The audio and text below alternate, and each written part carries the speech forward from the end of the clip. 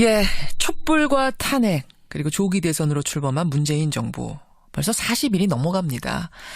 하지만 많은 기대를 안고 출범했지만 아직 국무위원 인선조차 마무리를 못하고 있습니다. 또 중점과제라고 했던 일자리 추경도 야당의 반대에 부딪혀서 진척이 없는 상황이죠. 그런 와중에 이번 주에는 한미 정상회담도 예정이 돼 있습니다. 참 굵직굵직한 고비마다 이분의 해안이 궁금해지곤 했습니다. 그래서 초대했습니다. 연결을 해보죠. 도올 김용옥 선생님, 안녕하세요. 아유, 오랜만입니다. 오랜만에 뵙습니다. 네네. 또 중요한 시기에 이렇게 초대를 저희가 하게 됐는데 요새는 근데 노자에 대한 책을 집필 중이시라고요. 예, 평생 전공한 것이기 때문에 동양고전을 제대로 이해하게 만드는 것이 문재인 정부를 맞이하는 국민들의 마음 자세에도 더 도움이 되리라고 생각돼서 노자에 관한 제 평생의 그 생각을 집대성하고 있습니다. 그런 중이시군요. 노자. 네. 지금 문재인 정부 40일이 이제 넘어갑니다. 한 달 조금 넘었습니다. 네. 이 정부를 어떻게 평가하고 계시는가? 이 질문부터 좀 시작을 해보죠. 현 정부에 대한 객관적인 평가는 갖추어지질 않았기 때문에 예. 단정적으로 뭐를 평가하기에는 너무 이른 시기입니다. 그렇지만은 일을 하고 있다라는 느낌을 국민에게 듬뿍 주었고 그만큼 국민들의 기대감을 충족시키고 있다고 저는 보는데 예. 요번 그 한미 정상 회담이야말로 예. 지금 이 정부를 판가름할 수 있는 어떤 결정적인 계기가 될 수 있는 그런 성과가 나와야 되지 않을까 이렇게 생각하고 있습니다. 자, 그럼 하나하나 좀 그 말씀들을 하나하나 좀 분석해보죠. 네. 우선 뭔가 일을 하고 있구나라는 느낌? 이런 걸 받으신다고요? 네네네네. 그 말은 무슨 얘기냐면 여태까지 정권을 잡으면은 그야말로 부귀 권력에만 매달렸지 진정한 그 국민이 바라는 대의를 향한 일을 정말 노심초사 일을 하는 그 정권이 없었다는 의미예요. 그래서 이 문재인 정권은 그래도 뭔가 그 일을 하고 있다라는 느낌을 확실히 주잖아요. 하루에 한 개씩 뭔가 진짜 일이 있었어요. 그러고 보면은 네. 하나하나 처리되는 모양새. 그래서 그런지 국민들 지지율이 상당히 높습니다. 네. 근데 국정이 쉽게 풀려가는 모양새는 아니에요. 정치권을 돌아보면. 일단 내각 인선이 마무리가 안 된 상태입니다. 강경화 외교장관 임명을 기점으로 해서 특히나 야당의 반발이 거센 상태. 지금 상임위도 보이콧했다가 이제 인사청문회 이번 주부터 다시 시작할 정도로 지금 어려운 상황인데 야당은 얘기합니다. 지금 대통령이 국민 지지율 믿고 야당들하고 소통 안 하려고 한다. 박근혜 정부를 향해서 소통 안 된다 했지만 지금 자신들이 소통 안 하고 있다. 협치를 파괴하고 있다. 어떻게 생각하세요? 그 중요한 것은 예. 지금 이 정권이 빨리 하고자 하는 일을 할 수 있도록 일단 그런 문제는 좀 넘어가고 진정한 그 사람들이 이 정치를 해 나갈 때 거기다가 브레이크를 걸어야지.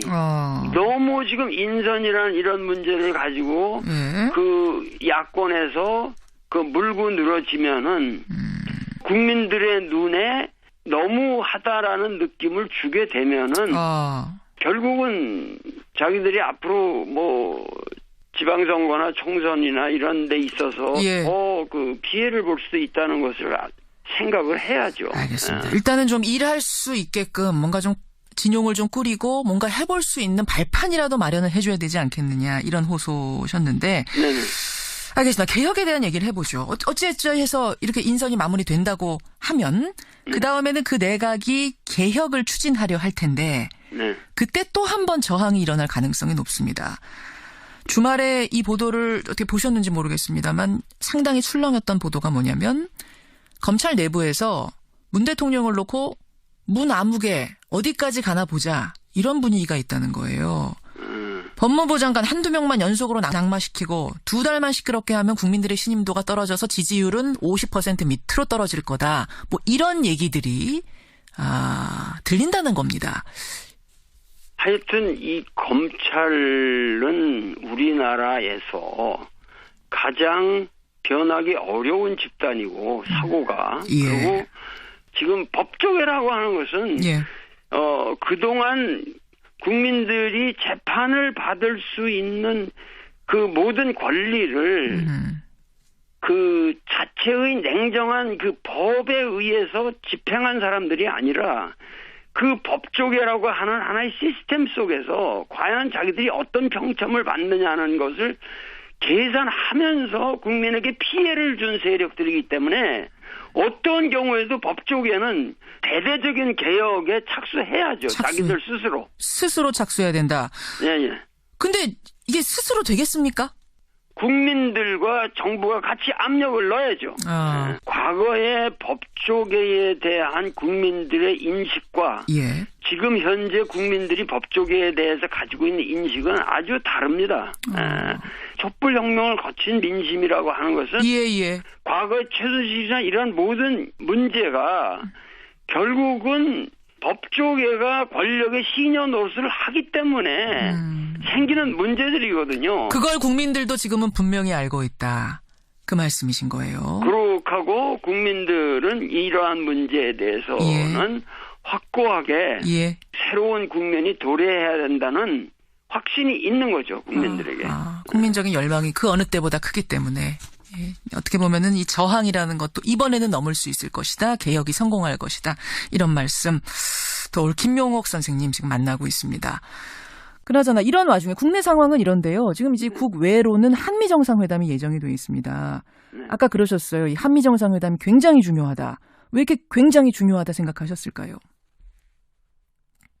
지금 한미 정상회담이라고 하는 것이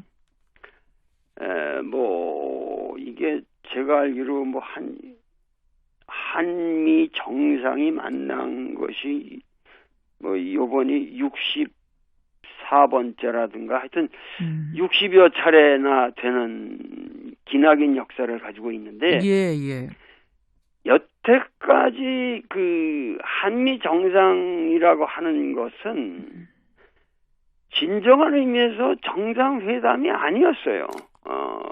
무슨 얘기냐면 이 종속적 지위에 있는 사람이 자기가 정권의 정당성이 없기 때문에 그 정당성을 인정받기 위해서 천자를 아련하러 가는 식의 회담들이었다고. 그 말하자면 조아리고 가는 회담이었다 이런 말씀이시군요. 자체내로 그 정권의 확고한 도덕성이나 정당성이 부족했기 때문에 확보가 안 되니까 그것을 인정받기 위해서 그 가장 강력한 봉인을 받기 위해서 가장 세계적으로 센 세력의 봉인을 받기 위해서 가는 하나의 그 종속적인 인준의 그런 지원이라든가 이런 것이 목적이었단 말이에요.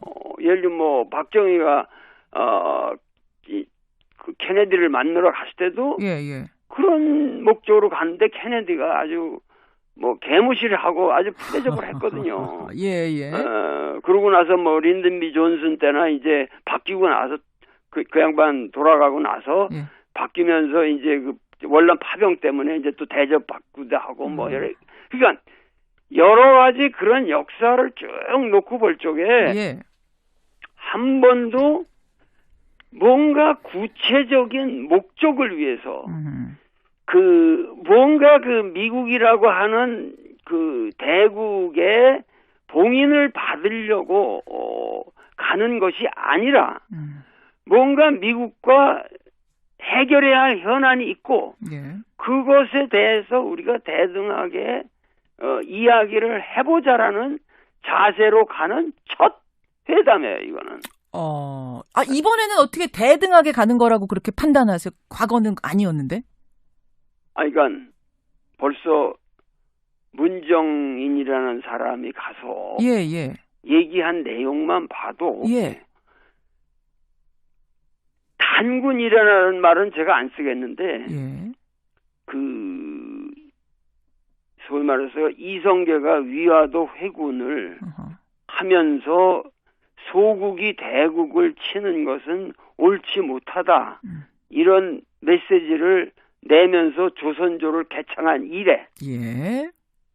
그 아마도 그 대국에 가서 그러한 발언을 정당한 그 민족의 자존심과 그 자주적인 어떠한 입장에서 최소한의 상식적인 발언을 한 유례가 한 번도 없습니다. 그러니까 그러한 것을 미리 가서 얘기하도록 하게 했다는 것은 예, 예. 뭐 문재인이라는 사람이 바둑도 아마 4단이나 된다고 그러는데 예. 결국은 그 정상회담을 향해서 지금 포석을 놓아가고 있다는 거죠. 아, 잠깐만요, 선생님. 그러니까 지금 말씀하신 것 중에 두 가지예요. 하나는 문정인 특보의 그 발언, 지난주 내내 뜨거웠는데 여러 논란, 찬반 논란도 있고, 김 선생님 보시기에는, 도올 선생님 보시기에는 역사상 유례가 없이 잘 된 거다. 일단 이런 평가를 내리시는 거고. 아니, 그거는, 아니, 그건 너무도 당연한 얘기들 아니에요? 그 문정인이라는 사람은, 그 사람은 무슨, 여기, 우리가 잠깐만 한국 사람이라는 그 입장을 떠나서 예, 예. 미국 정치학회 부회장까지 했던 사람이고 미국인들을 10여 년 동안 가서 가르쳤던 사람들인데 예. 나도 미국 가면 미국 사람들을 내가 내 제자의 입장에서 내가 얘기를 하는 거지 무슨 그 사람들을 위에 바라보면서만 얘기를 하는 건 아니란 말이죠. 그러니까 그 입장에서 볼 적에 문정인이 가서 얘기한 내용들은 그건 최소한의 나는 무슨 큰 것이 아니라 상식적인 얘기라고 봐요. 어떤 얘기인고 하니, 그러니까 북한이 핵 동결하면 우리가 한미 군사훈련 축소할 수 있다. 협상이란 건 주고받는 거다. 뭐 이런 얘기들을 했단 말입니다. 그때 이제 일부에서는 따주로 가지고 뭐 동맹이 깨진다면 그게 무슨 동맹이냐, 뭐 이런 동맹이냐. 얘기도 했죠. 예. 근데 이제 일각에서는 아니 미국의 심기를 그렇게 건드리면 어떡하냐. 특히 한미 정상회담 이제 문재인 대통령이 가서 정상회담 해야 되는데 분위기 이렇게 살벌하게 만들면 어떡하냐고 하면서 굉장한 비난이 쏟아졌단 말입니다. 그런 말을 하는 사람들은 제가 말씀드릴 수 있는 것은 지금 여기 이렇게 디테일하게 들어가면 참 끝이 없는데 예. 가장 중요한 것은 지금 우리가 지금 노력하고자 하는 것은 예. 역사의 거대한 축을 바꾸려고 하고 있는 거예요. 촛불혁명이라고 하는 것은 단순하게 지금 정권을 바꾼 게 아니에요. 여태까지 우리가 살아왔던 방식을 근원적으로 변해야만 우리가 살 길이 있다고 하는 새로운 각성이 국민에게서 싹튼 겁니다.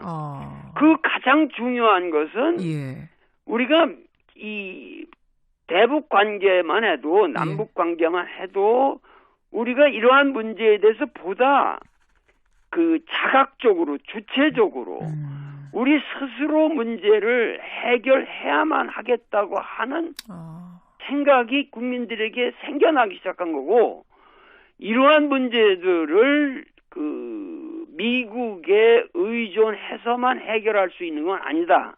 그러니까 결국은 그 문정인을 비판하는 사람들의 멘탈리티는 한미 동맹을 정당한 대등한 관계에서의 한미 동맹을 얘기하는 게 아니라 어떻게 하면은 우리가 정말 대미 종속을 잘할 수 있느냐 하는 그런 고민을 하는 사람들이에요. 그 사람들은 한국 사람이 아니라 그냥 미국 천민들이에요. 미국 천민들이에요. 아니 근데 이제 현실적으로는 어쨌든 우리가 좀 그 미국에 상당히 종속돼 있는 게 현실 아니겠느냐 하는 이제 상당히 현실적인 이야기들을 그분들은 하시는 거 아닐까요? 지금 우리나라는 전 세계적으로 경제적인 지표만 봐도 10위권에 그런 10위권 주변에 있는 나라고 이 과학기술이라든가 우리가 새로운 신기술을 개발하고 뭐 IT라든가 이런 여러 가지 지금 이 객관적인 통계에는 우리나라가 5위 안입니다. 5위. 그러니까 이 나라가 결코 이렇게 어려운 상황에서도 이 자리까지 왔다고 하는 것은 예. 세계적인 그 국가의 반열이 들 수 있는 훌륭한 나라일 뿐만 아니라 예. 미국에 있어서는 우리가 한미 동맹이라는 것을 우리 측에서만 생각할 것이 아니라 예. 미국 측에서 만약에 이 동아시아에서 한국이라고 하는 이 위대한 우방이 없으면 미국은 존재하지도 않아요. 이시대이자에서 미국은 족보가 없는 나라가 되는 거예요. 그만큼 한국은 위상이 크고 그렇기 때문에 그러한 데 대한 자부감을 가지고 그거를 지렛대로 해서 미국과 협상을 우리는 할 충분한 이유가 있습니다. 충분한. 우리가 그동안 너무 스스로 위축돼 있었던 걸까요? 너무 자신감이 없었던 걸까요? 위축될 정도가 아니라 예. 완전히 그 임진왜란 같은 거를 갖다가 그 이순신 같은 그런 위대한 명장들이 사실은 그 국난을 극복했음에도 불구하고 선조가 뭐라 그랬냐면 예. 그 명나라에서 온 천병이 우리를 구해줬지 이순신은 아무런 공로가 없다고 그랬어요. 그 사람이. 그랬었죠. 예, 그러니까 무슨 얘기냐면은 완전히 그 뭐 위축 정도가 아니라 예. 그 자멸 아주 그 자기를 그 비하시키는 것이 그것이 상식화돼 있다는 얘기죠. 자기 비하, 우리 스스로. 자기 비하가 상식화돼 있다는 거예요. 미국 앞에 서면 작아지는, 대강대국 앞에 서면 작아지는 어떤 그런 뭐 관습이라 그럴까요? 우리의 관성이 지금까지도 남아 있는 것. 이거를 지금은 털 때가 됐다고 보세요. 촛불을 계기로 털 때가 됐다고 보시는 거예요. 털어야만 되고 그리고 이 남북 문제라는 것을 우리 스스로 그 좌표를 설정해서 예. 차곡차곡 어떠한 목표를 향해서 나아감으로써 예. 지금 예를 들면 뭐 그 태권도만 해도 엊그저께 북한에서 왔고 평창 올림픽도 우리가 서로 같이 단일팀. 같이 이거를 한번 행사를 치러보자. 예. 이런 것들이 얼마나 아름답고 좋은 얘기입니까? 그러니까 이런 모든 것들이 새로운 국면이 벌어지고 있는데 예. 그러한 것에 의해서 뭐냐면은 미국으로 하여금 동아시아 질서를 그 무슨 미사일 방어 체계니 말이죠. 이런 예. 터무니없는 이미 닉슨 독토린에서부터 이미 미국이 회전한 그러한 문제를 놓고 이제 와서 이 동아시아 질서를 전쟁 패러다임으로 평화 패러다임으로 가지 않고 전쟁 패러다임으로 간다면 예. 그것은 미국의 불행이다. 이것을 우리가 가서 설득을 시켜줘야죠. 설득을 시켜줘야 되는 그런 의미에서 아주 중요한 정상회담이다. 강조를 하셨단 말씀이군요. 네네. 아까 그러셨어요. 문정인 특보의 그 발언 굉장히 잘한 거고 또 청와대와 교감을 했다고 아까 문재인 대통령의 포석이라고 하셨는데 교감했다고 보시는 거예요? 네, 그건 당연히 하고 간 거죠. 청와대는 아니라고 선을 긋긴 했습니다만. 그거는 다 한 거예요. 한 거고 예. 그 문정인이라는 사람은 상식적인 발언을 한 거예요. 상식적인 발언. 그 정도는 그 사람의 학문적 감각이나 예. 상식적인 그 사람의 지식 범위에서 볼 적에 예. 전혀 이 정치적인 발언이라고까지도 말할 여지도 없는 그저 그냥 상식적인 얘기예요. 이걸로 인해서 오히려 정상회담이 꼬이거나 미국이 우리를 더 안 좋게 보거나 뭐 이럴 가능성은 없다고 보세요. 오히려 득이 되면 득이 됐지 해는 안 될 거라고 보세요. 당연하죠. 그것은 이 맹자에 그런 말이 있습니다. 그 맹자가 이제 굉장한 왕후장상들을 많이 만나면서 댕긴 사람 아니에요. 예. 그런데 그 하는 말이 세대인 즉 묘지하라라는 말이 있는데 그건 무슨 얘기냐면 뭡니까? 나보다 큰 위대하게 보이는 그런 권세 등등한 왕후 장상들을 만날 때는 예. 우선 그들을 좀 깔보는 것이 좋다. 오히려. 예, 그들을 왜냐하면 예. 그들은 맹자에 말하면은 그들은 어디까지나 그들이 지향하는 목표는 패권이고 예. 패도고 나는 선현의 입장에서 왕도를 구현하기 위해서 공자가 말한 인정을 구현하기 위해서 그 여민동락하는 것을 지상의 과제로 삼는 사람이고 그러기 때문에 그들이 지향하는 모든 가치관은 네.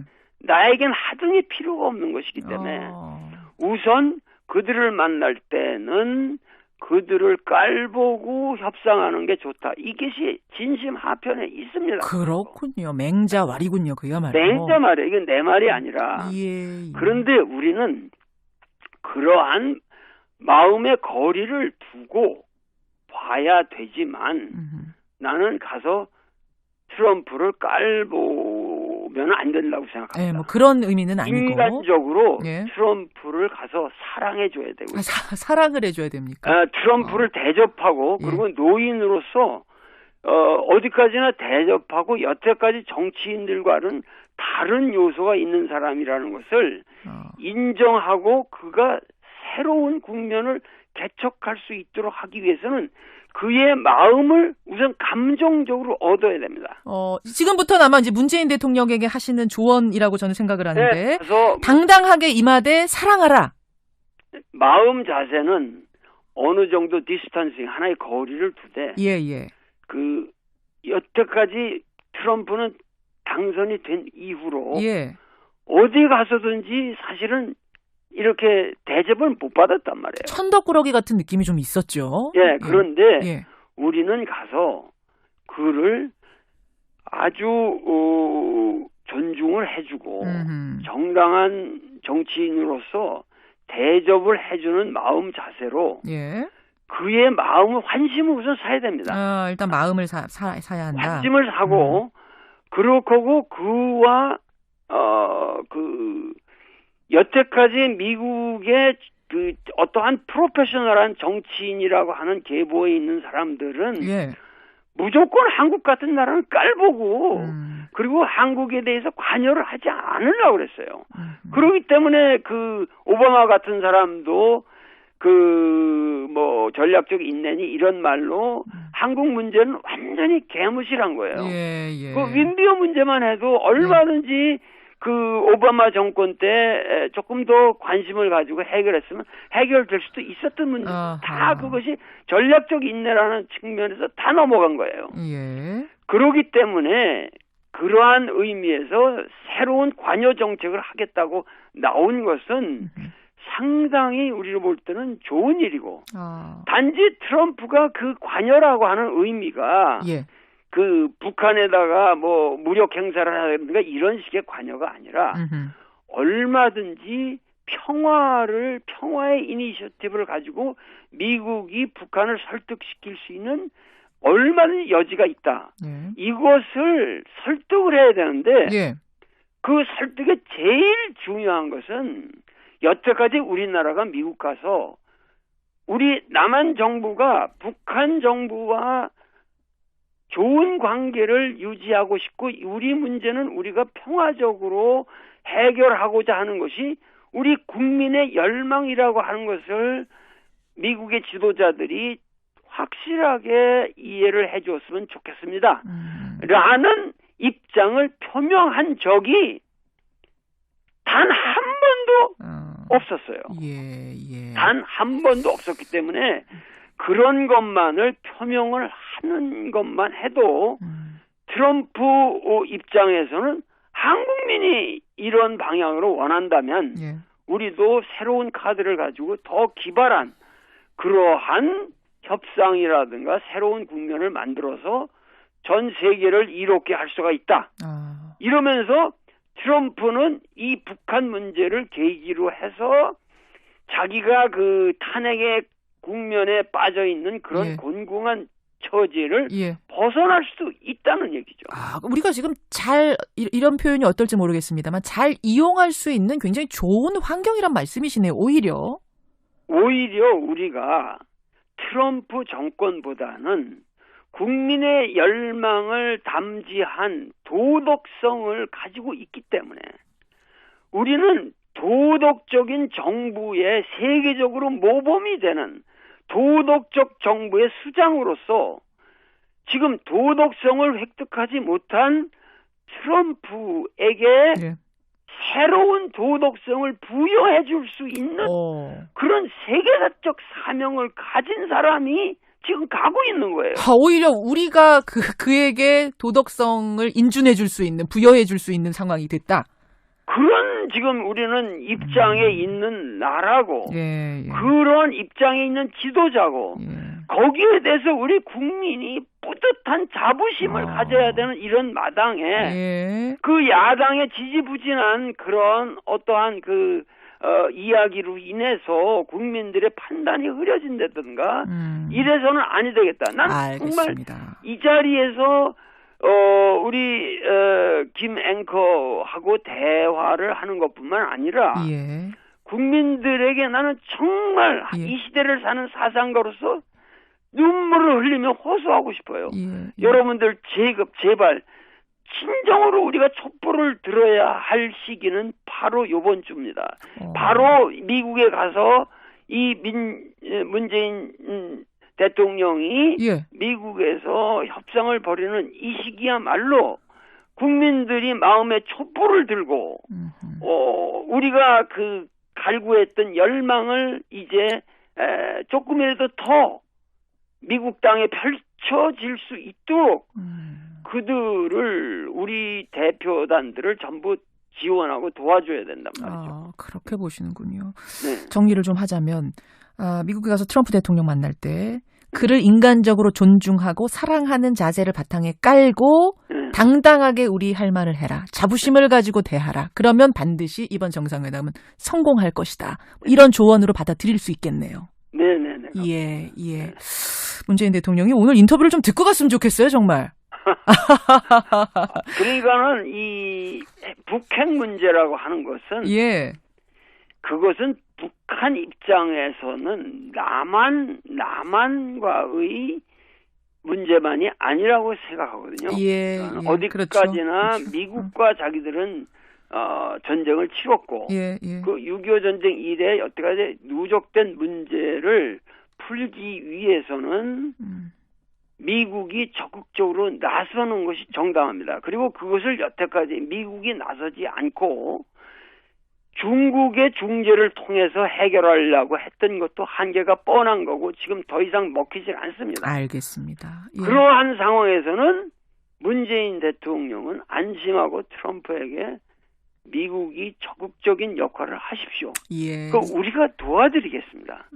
그렇게 해서 북미 관계를 우선 정상화시키는 방향으로 노력을 하시면 그러면은 동아시아의 새로운 질서가 태동하게 되고 그러면 EU나 모든 국가들이 트럼프 대통령을 이전의 트럼프가 아닌 위대한 이 세계의 지도자로 바라볼 것입니다. 알겠습니다. 중요한 부분들 오늘 요목조목 짚어주셨습니다. 여기까지 오늘은 말씀을 듣도록 하죠. 노자 책 집필 마무리 잘 하시길 바라고요. 또 책 나오고 나서 한 번 더 인터뷰 부탁드리겠습니다. 네네. 예. 감사합니다. 건강하시고요. 고맙습니다. 네네. 예. 돌 김용옥 선생님이었습니다. 중요한 것은 지금 이 정권이 빨리 하고자 하는 일을 할 수 있도록 일단 그런 문제는 좀 넘어가고 진정한 그 사람들이 이 정치를 해 나갈 때 거기다가 브레이크를 걸어야지. 너무 지금 인선이라는 이런 문제를 가지고 그 야권에서 물고 늘어지면은 국민들의 눈에 너무하다라는 느낌을 주게 되면은 결국은 자기들이 앞으로 지방선거나 총선이나 이런 데 있어서 피해를 볼 수도 있다는 것을 생각을 해야죠. 알겠습니다. 일단은 좀 일할 수 있게끔 뭔가 좀 진용을 좀 꾸리고 뭔가 해볼 수 있는 발판이라도 마련을 해줘야 되지 않겠느냐 이런 호소셨는데 네네. 알겠습니다. 개혁에 대한 얘기를 해보죠. 어찌해서 이렇게 인선이 마무리된다고 하면 그 다음에는 그 내각이 개혁을 추진하려 할 텐데 네. 그때 또 한 번 저항이 일어날 가능성이 높습니다. 주말에 이 보도를 어떻게 보셨는지 모르겠습니다만 상당히 출렁였던 보도가 뭐냐면 검찰 내부에서 문 대통령을 놓고 문 아무개 어디까지 가나 보자 이런 분위기가 있다는 거예요. 법무부 장관 한두 명만 연속으로 낙마시키고 2달만 시끄럽게 하면 국민들의 신임도가 떨어져서 지지율은 50% 밑으로 떨어질 거다. 뭐 이런 얘기들이 들린다는 겁니다. 하여튼 이 검찰은 우리나라에서 을 충족시키고 있다고 저는 보는데 예. 요번 그 한미 정상 회담 이야말로 예. 지금 이 정부를 판가름할 수 있는 어떤 결정적인 계기가 될 수 있는 그런 성과가 나와야 되지 않을까 이렇게 생각하고 있습니다. 자, 그럼 하나하나 좀 그 말씀들을 하나하나 좀 분석해보죠. 우선 뭔가 일을 하고 있구나라는 느낌? 이런 걸 받으신다고요? 네네네네. 그 말은 무슨 얘기냐면 예. 여태까지 정권을 잡으면은 그야말로 부귀 권력에만 매달렸지 진정한 그 국민이 바라는 대의를 향한 일을 정말 노심초사 일을 하는 그 정권이 없었다는 의미예요.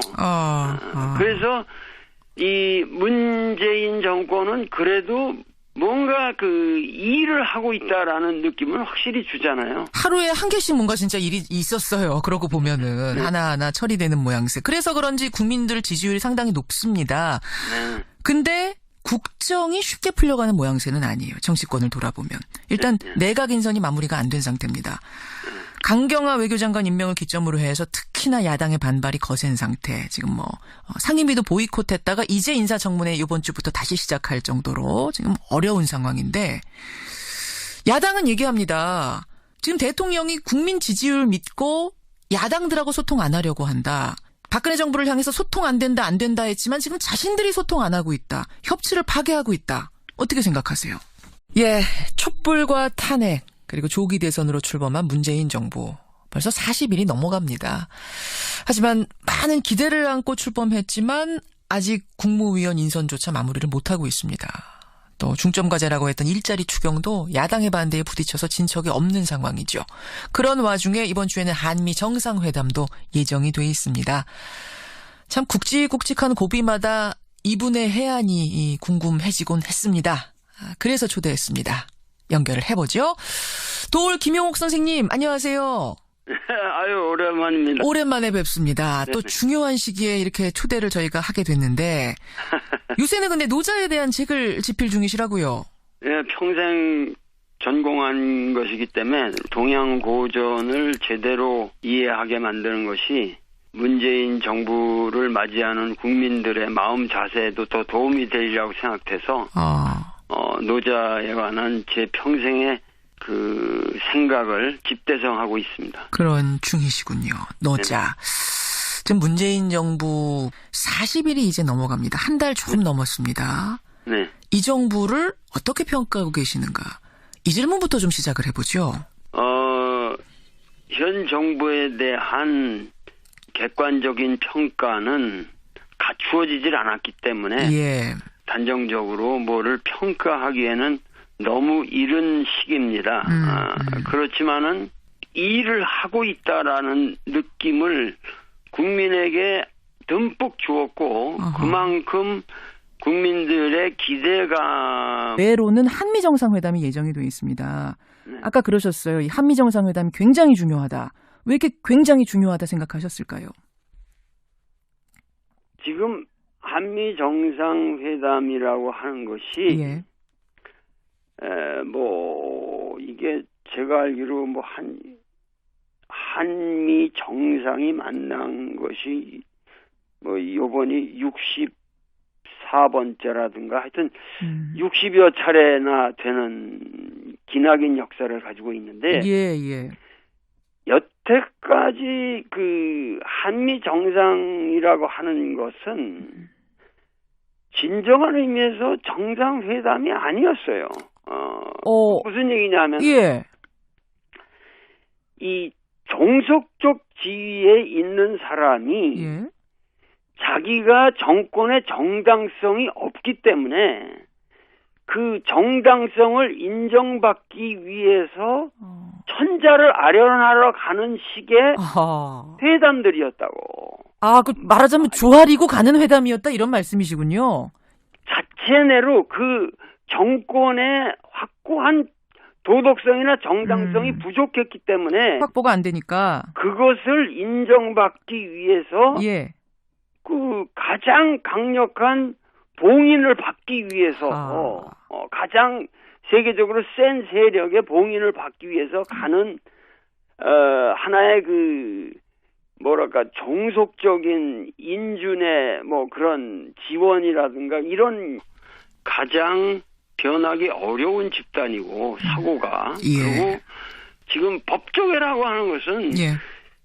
그동안 국민들이 재판을 받을 수 있는 그 모든 권리를 그 자체의 냉정한 그 법에 의해서 집행한 사람들이 아니라 그 법조계라고 하는 하나의 시스템 속에서 과연 자기들이 어떤 평점을 받느냐는 것을 계산하면서 국민에게 피해를 준 세력들이기 때문에 어떤 경우에도 법조계는 대대적인 개혁에 착수해야죠. 자기들 스스로. 스스로 착수해야 된다.